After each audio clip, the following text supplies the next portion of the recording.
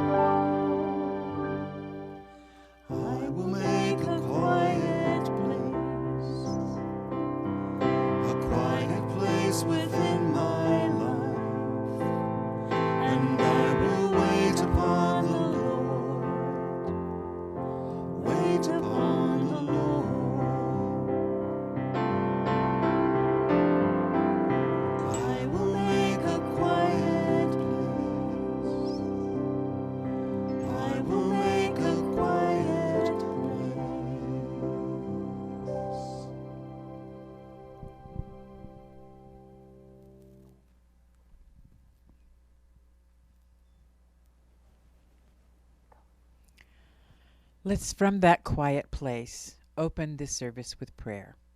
So in whatever way you do that, with your eyes closed, with your eyes with a soft focus, eyes open, doesn't matter, but just turn within. As we welcome our awareness of that infinite presence that was already here, is always here, in, around, through, and as us. By whatever name we call it, I call it God. That presence is here, right now, infusing me, infusing each of us with its divine essence, which is only love, only peace, only wholeness. So I give such thanks for this opportunity to come together in consciousness, in visual proximity or not. We are connected At very source level, we are deeply connected to each other. And so we come together in this service, and I bless this time together.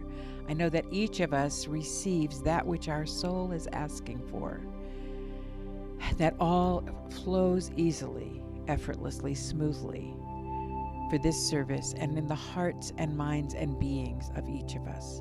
For we are so, so blessed, deeply blessed. Thank you, God. And so it is. Amen.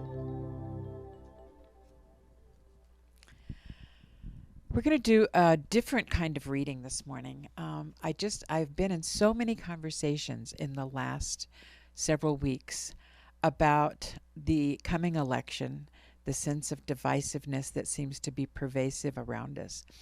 And so many people like me have been asking, what is mine to do? Where do I stand in all of this? What is the place that I want to stand?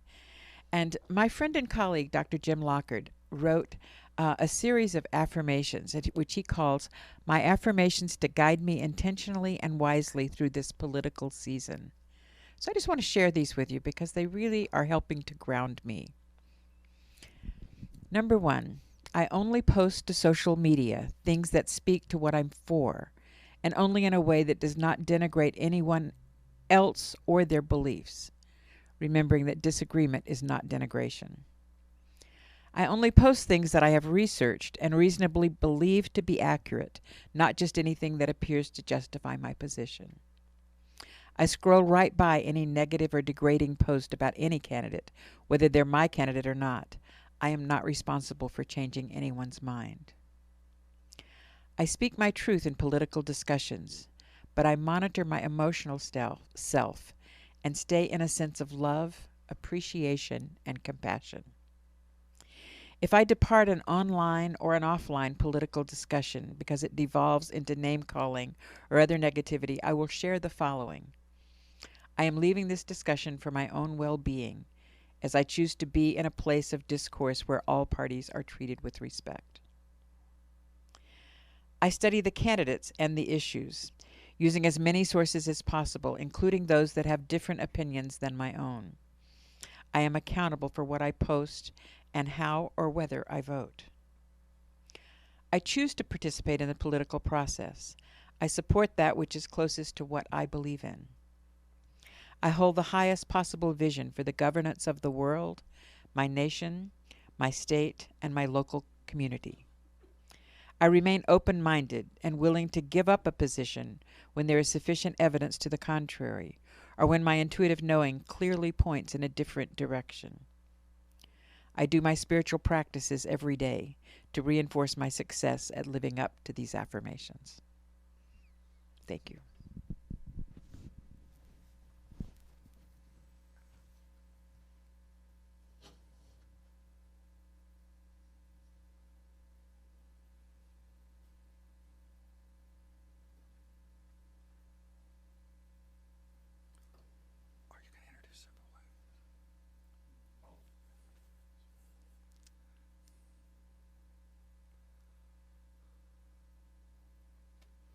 Good morning. We're going to do a song from 1848 that we still think has some relevant message for today.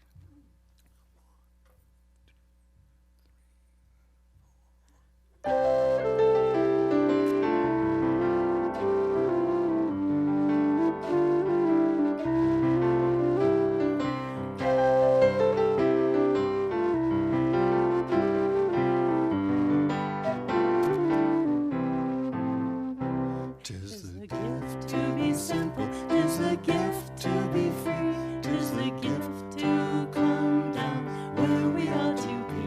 And when we find ourselves in the place just right, 'twill be in the valley of love and delight. When true simplicity is gained, to bow and to bend we shall not be ashamed. To turn will be our delight, till by turning we come round right.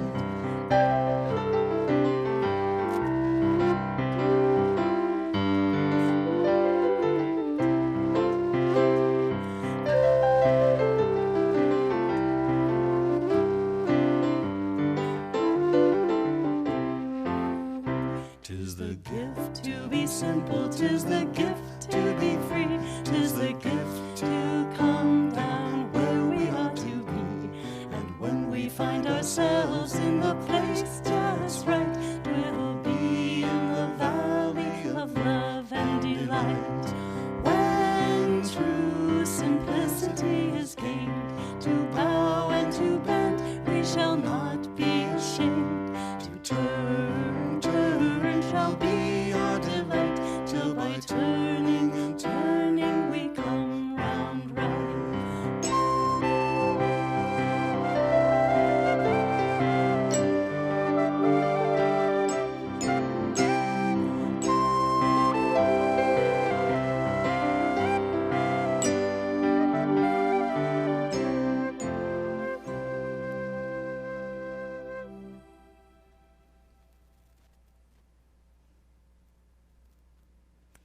Thank you so much, Laura and Anton. It is indeed a gift to be simple. And thank you to Dr. Linda for that very important reminder of how we can navigate our way through this contentious election season. We've been talking all month about abundance, about prosperity, using our book of the month called The Prosperous Heart, Creating a Life of Enough by Julia Cameron. So creating a prosperous heart, nurturing a prosperous heart, sustaining a prosperous heart, meaning we are aware of the infinite abundance that is God's gift to us in this life. We are aware of our connection to everyone else. And as I talked about last week, we are aware that it is indeed a friendly universe. The most important question we talked about last week is whether or not we believe that, because how we believe is what we experience.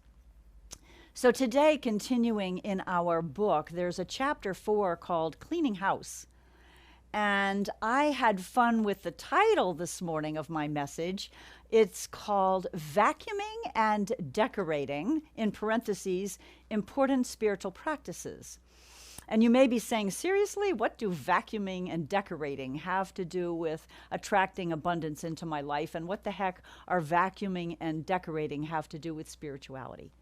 And my answer to that would be pretty much everything. Now, how I started on this idea of vacuuming is due to the recent fires, the devastating fires here in Southern Oregon. Many people, of course, losing their homes. We were fortunate in that our home is intact, but we've been dealing, as I imagine everyone else has been, with this settling out of fallout, if you will, this fine dust from all the ash that was in the air. We had hazardous air quality for more than a week here. And so I've been vacuuming more than needed, not more than needed, but more than usual. And I don't see a lot of litter and stuff on the carpet that allows me to know it needs to be vacuumed. But when I do vacuum, I get this fine dust that I collect in the receptacle and get rid of. And it reminded me of a statement that a lot of metaphysical teachers have used when they talk about attracting abundance, which is the universe or nature abhors a vacuum. Now, that doesn't mean that nature abhors the vacuum cleaner, but it abhors a vacuum. I mean, think about it. If you have a container that's vacuum packed and you open it, air rushes in.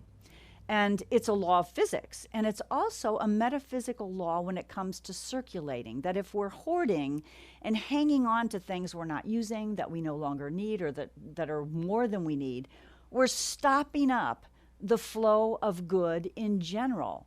So just as we vacuum ash from our homes or vacuum, dirt from the carpet, I think we need to think about collecting and discharging, getting rid of things, other things that either don't serve us or maybe are even harmful to us. And I think this applies to both house cleaning our physical residence and also house cleaning our mental atmosphere.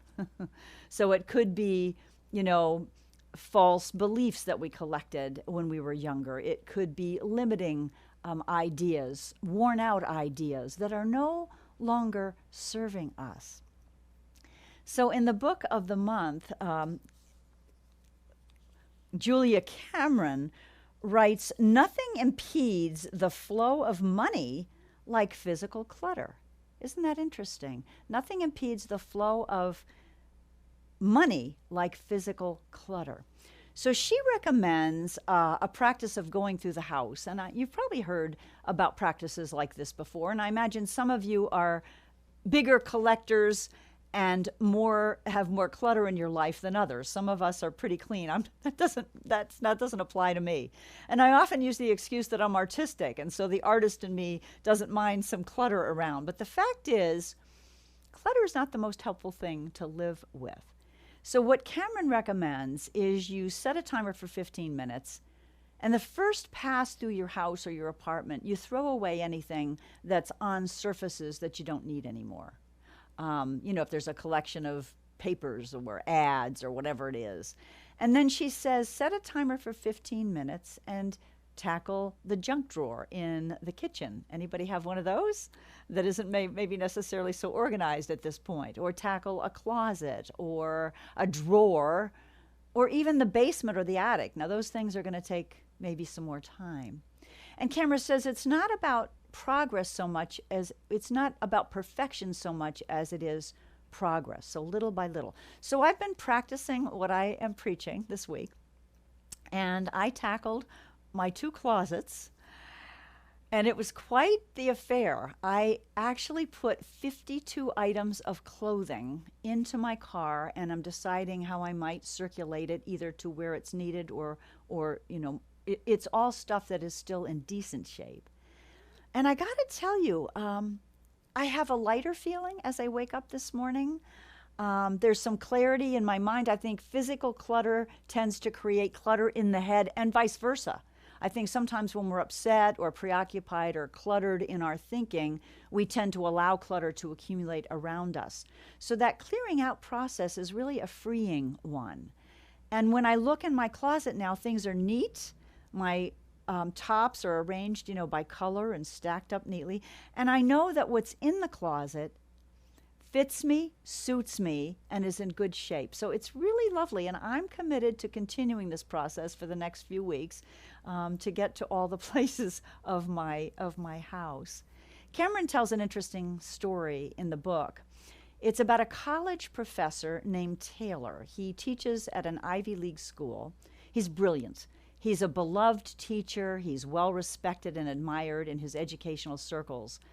But his office and his classroom are kind of a mess. They're just cluttered with papers and books and stuff that he has not sorted. And every year it kind of gets worse and worse and worse. I don't know if anybody can relate to that.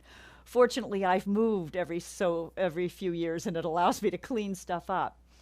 Anyway, Taylor kind of passes this off as, he's a absent-minded professor, and people joke with him about it, and he's not real embarrassed. He just kind of good-naturedly laughs along with them. Well, one day, the department gets a notice from the dean of the school saying the school's been looking for a new president, and their potential boss is going to be visiting each department. So he advises people to please be prepared in every way. And Taylor thinks, the next call is probably going to be for the dean telling me to clean up my act because it's embarrassing. So he sets about the task of clearing his clutter. 2 days and 12 trash bags later, it's done. And he looks around and he's tickled. It feels good. He takes pictures and he sends them to his wife, Irma, who shares them with a friend, and everybody's kind of laughing and celebrating. But his wife's friend says to her, be aware, this is kind of an epiphany. You may see some changes in him. That's kind of an interesting comment, isn't it? That when we clear clutter, there's going to be deeper, more profound changes. And sure enough, Taylor looked a little sad one day right after all this happened, and so his wife prodded him to talk about what was going on. He said, I'm feeling guilty. All those years I had all that clutter.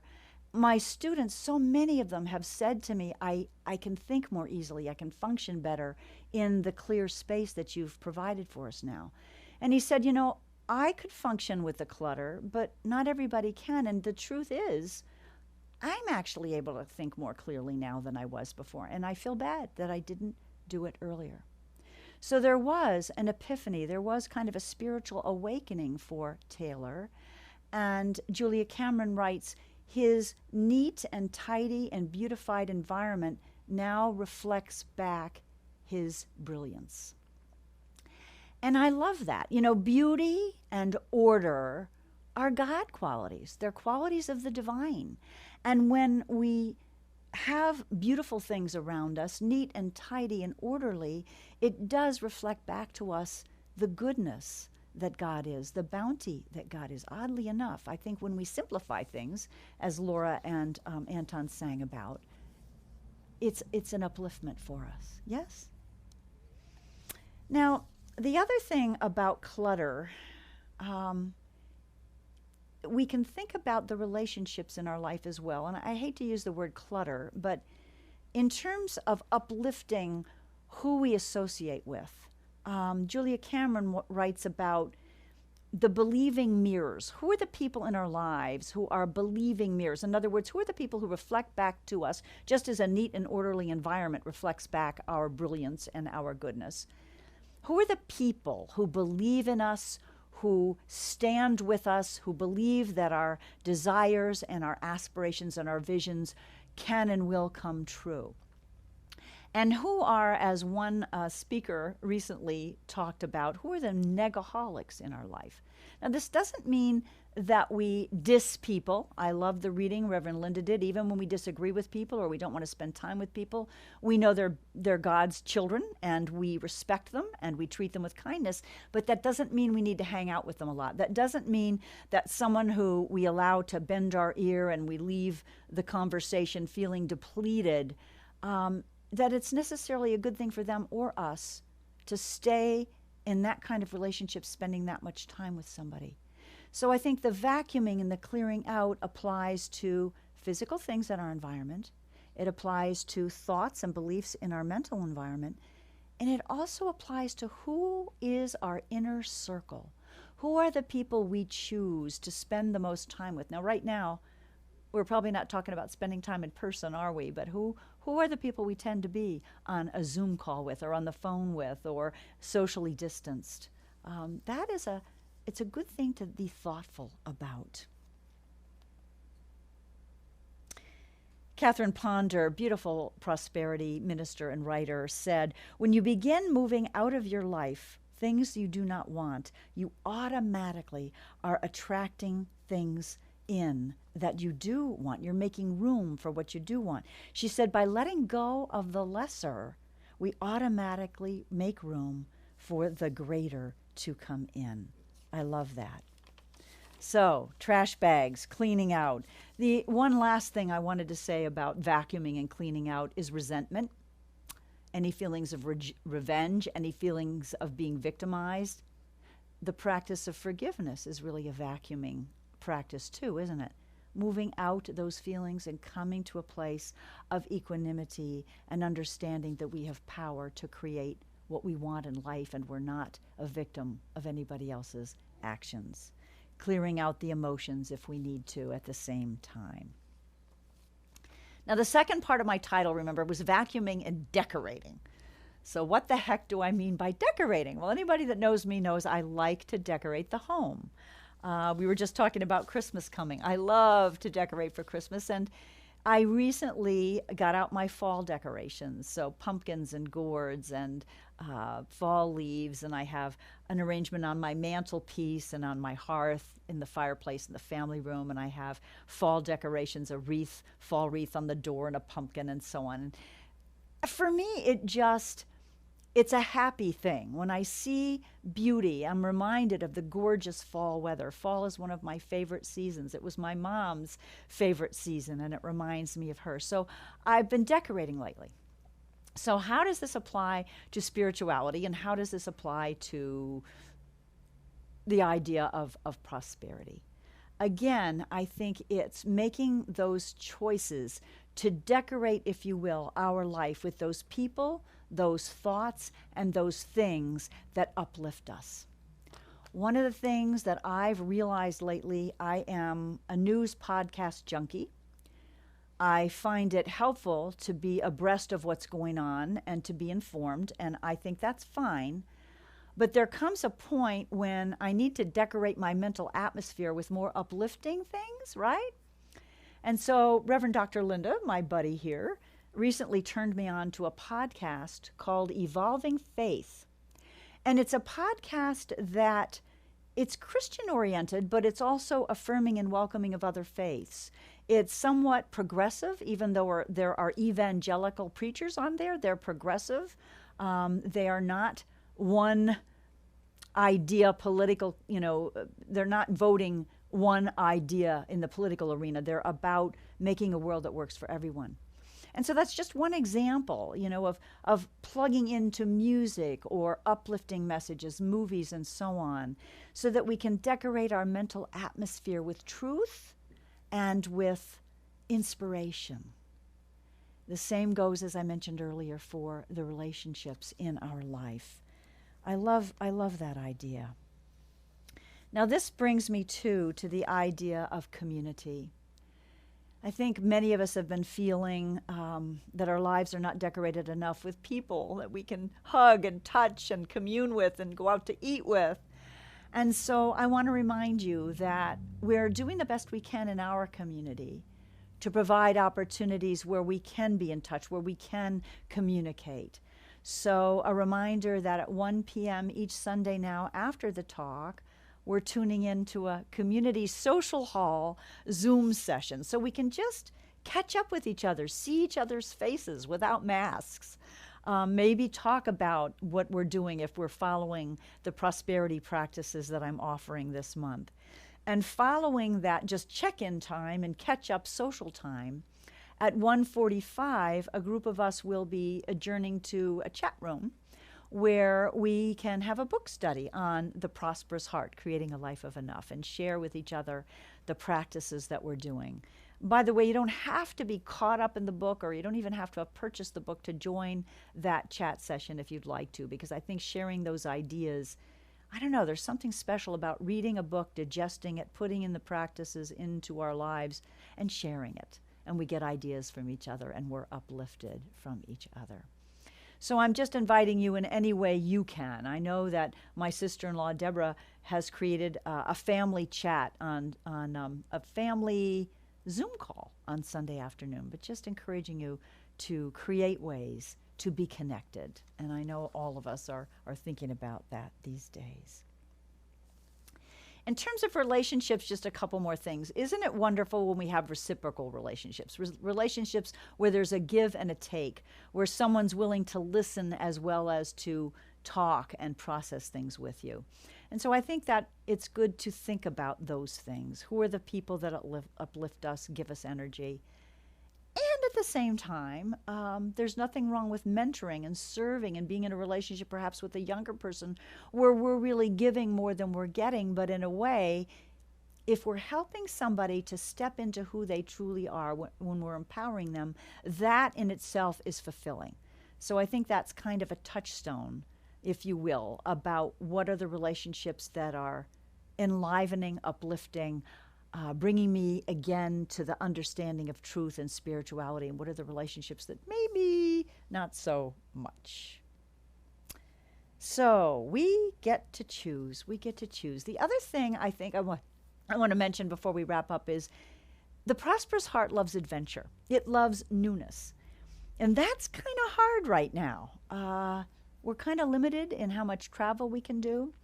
But to think about ways we can explore something new. Maybe it's a hike in a place that you can drive to that you haven't visited lately.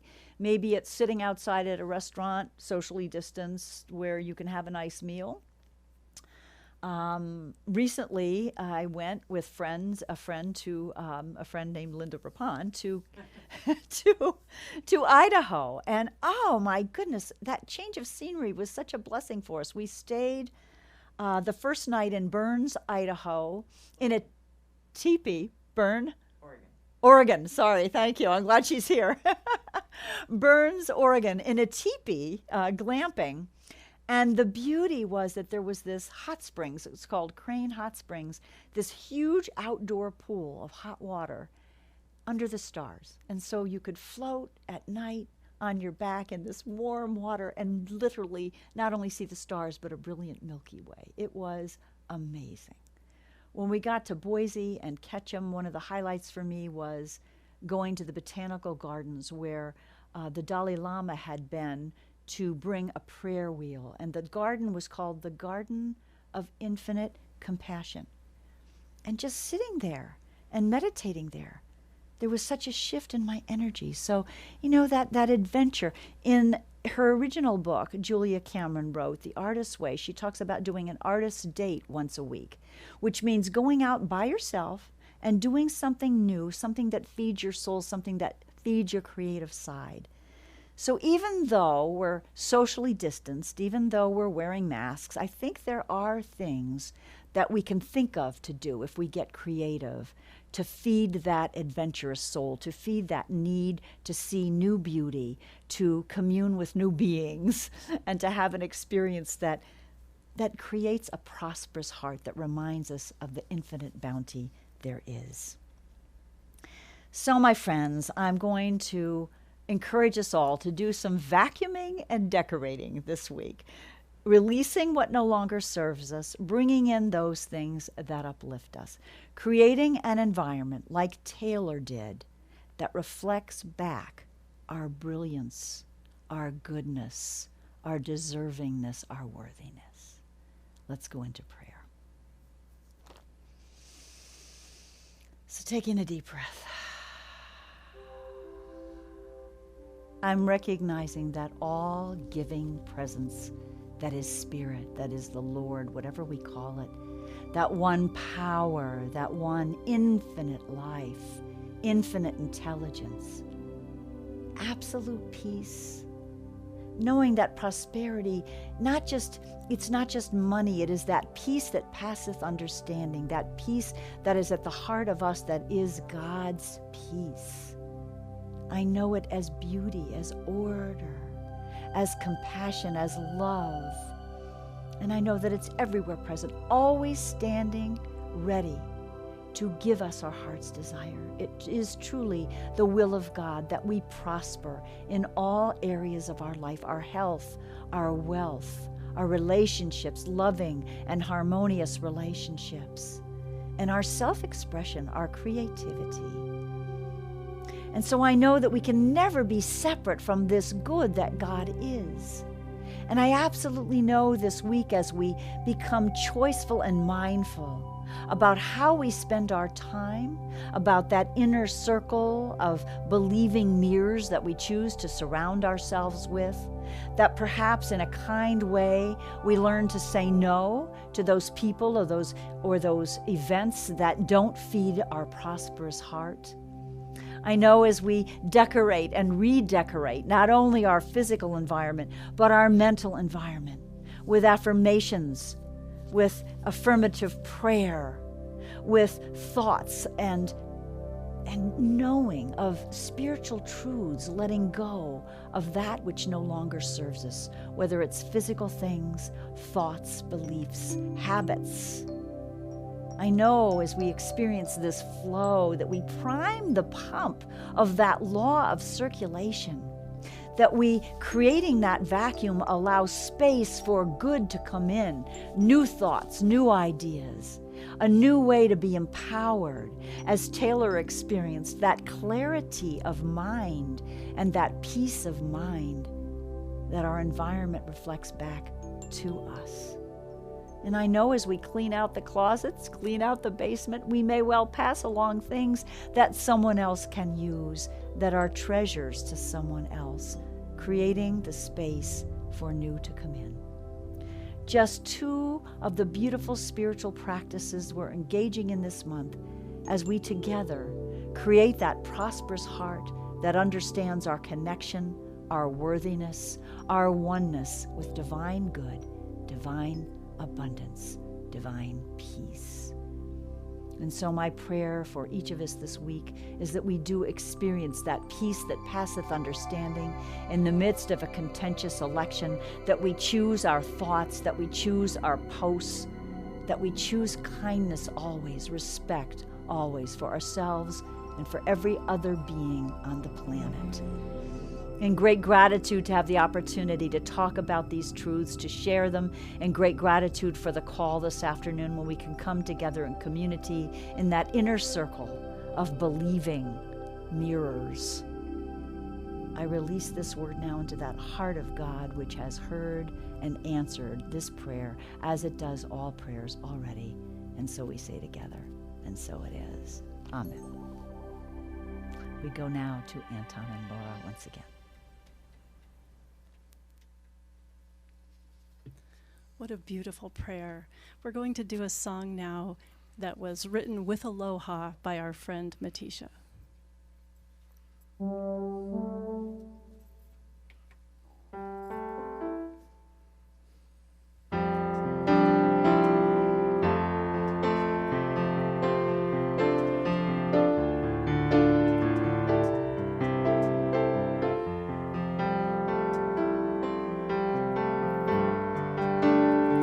I see your beauty.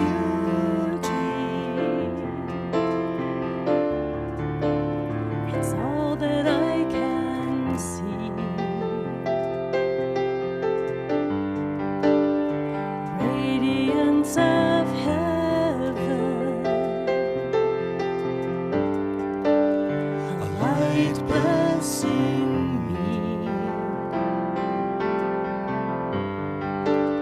A light blessing me. I feel your loving. It's all that sets me free. Angel of heaven, you live in me. You live in me.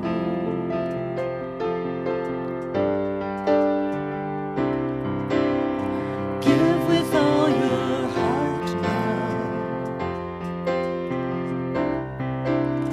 Live from what you feel. Leave behind the past now. The greater plan revealed.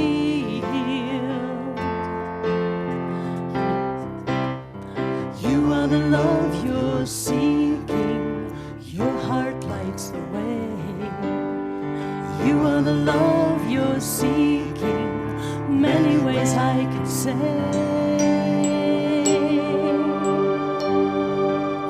I see your beauty. It's all that I can see. Radiance of heaven, a light blessing me. A light blessing me.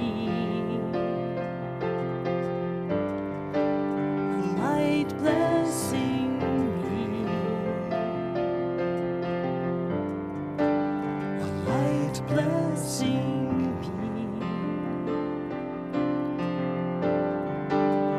I see your beauty.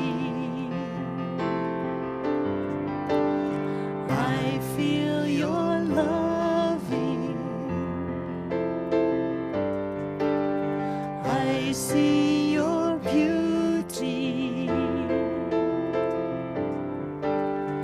I feel your loving.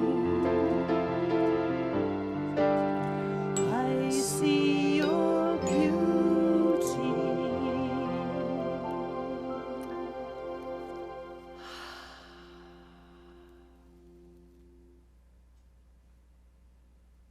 How beautiful. Anton and Laura, I'd like to say to you, I see your beauty. I feel your loving. Thank you so much. The prosperous heart is also a giving heart. And now is the time when we talk about conscious, sacred giving. So I'm going to invite you, if it's your week, and I hope it is, to send along a portion of the good that's come in to the places where you are spiritually fed. This is a beautiful spiritual practice. Let's metaphorically take our gifts, whatever we're passing along this week, and place them over our hearts as we say our giving affirmation. From the love of pure spirit within me, I bless this gift. I send it forth to heal and bless and prosper. It is evidence of my faith and my belief.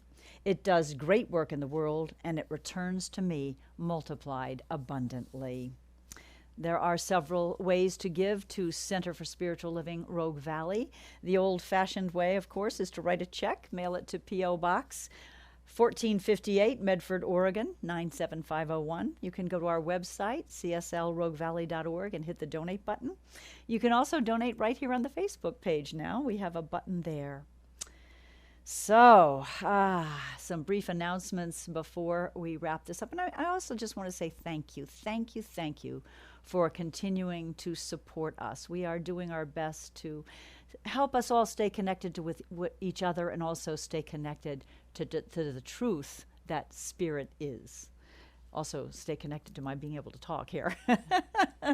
Some brief announcements. Again, we have morning brief spiritual practice meditation, and then just connection time. So morning coffee time, if you will. 2 days a week, Monday and Wednesday morning at 9 o'clock. And we have started another one now Thursday evening at 7 p.m. These are on Zoom, and the links are in our newsletter. If you're not receiving our newsletter, you can sign up for it here on Facebook by going to email list. We are also live, by the way, now on YouTube as well as Facebook. And you can watch the recording of the service either of those places as well as on our website. I mentioned earlier we're having a virtual social hall time at 1 p.m. this afternoon and every Sunday on Zoom, followed by a book study for the prosperous heart. All are welcome to that. Finally, next week, October 25th, Karen Drucker will be with us via videotape with a beautiful message and, of course, her amazing music. So we're excited about that.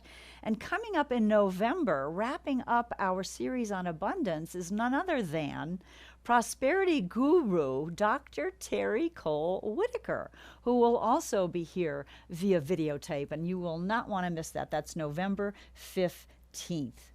So I think that wraps up our announcements. I leave you, let's go to Anton and Laura for our closing song, and then I'll leave you with a few more words. Here we go. This is a song by Ricky Byers.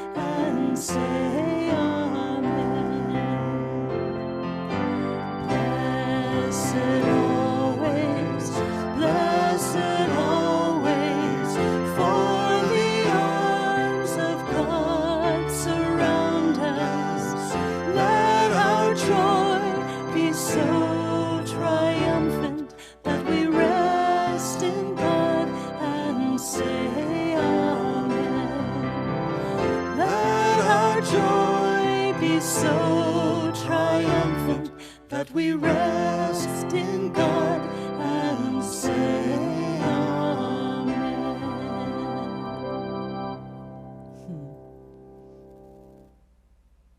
And as we say goodbye for now, I see your beauty, I feel your loving. And this week and always may we remember to be believing mirrors for one another. Much love. Namaste.